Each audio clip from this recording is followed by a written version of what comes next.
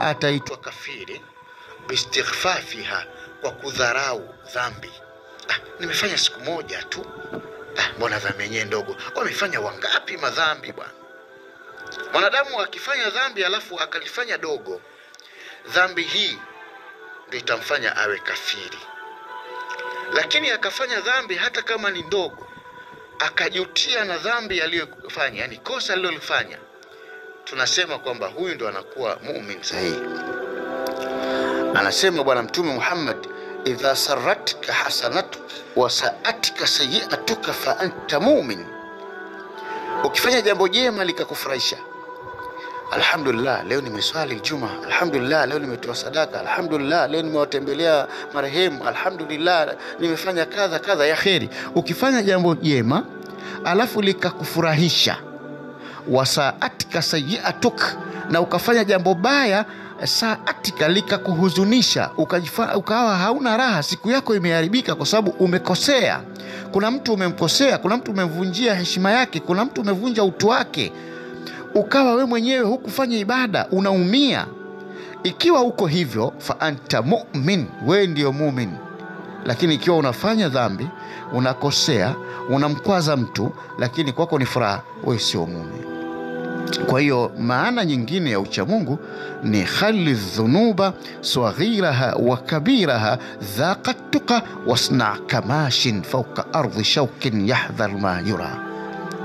Maneno yale ni marefu mpaka mbele akasema innal jibala min alhaswa, kwamba usidharau dhambi ukasema hiki ni dhambi ndogo, kwa sababu hata hilo jabali la jiwe kubwa linatokana na hii changarawe, hii kokoto ndogo ndio inayotengeneza jabali kubwa.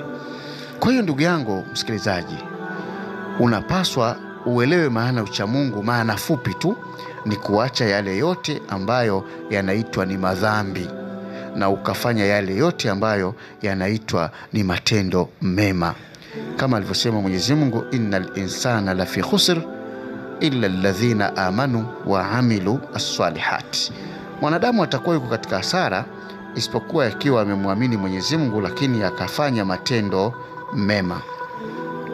Sasa nilikuahidi kwamba tutakuelezea nubdha, sehemu chache katika faida ya uchamungu. Faida ni kitu kinachopatikana baada ya miamala, yani umeshafanya lile kitu, unapata result yake na tija yake nini. Sasa mwanachuoni ambaye ni maarufu tu, wala sio mwanachuoni tena wa zama hizi tu, kabla sijakwenda kwa wale wanachuoni wa zamani sana, huyu ni Al-Uthaymin. Mwanachuoni huyu ana baadhi ya vitabu vyake ametueleza kwamba uchamungu, na ameweka hapa nukta za faida uchamungu karibia 24, kwamba uchamungu una faida kama 24, lakini kuna zaidi ya hizo, kama alivyosema al-Imam al-Haddad, mmoja katika wanachuoni hao wema kabisa, kwamba uchamungu una faida nyingi tu. Sasa katika dunia kuna faida 24, katika akhira kuna faida 22. Haya ni maneno ya Sheikh Muhammad Saleh nani huyu Al-Uthaymin, Sheikh Al-Uthaymin